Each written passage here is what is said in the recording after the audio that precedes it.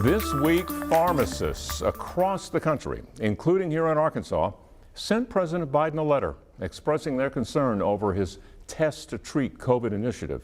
That's what he announced in his State of the Union address.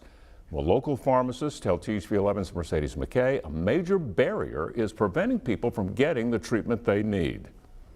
Basically, what the president's initiative does is allow people to get tested for COVID-19 at a pharmacy like this one and then be prescribed those antiviral pills at that same location. But pharmacists I spoke to say while this may work in states like California and New York, it doesn't work here in Arkansas, and there's one big reason why. Every roadblock in place that prevents a patient from receiving these therapies as early as possible could be a life lost or a hospitalization that could have been prevented. And right now, there's a pretty big roadblock for Arkansas pharmacists to give patients these pills, since the FDA blocked their ability to prescribe them. And that's the first time in my 20-year career that I know of that the FDA has ever interfered with scope of practice in the ability for a state to decide how best to deliver care. What was already disappointing for John Vinson with the Arkansas Pharmacists Association only escalated when President Biden announced his new plan.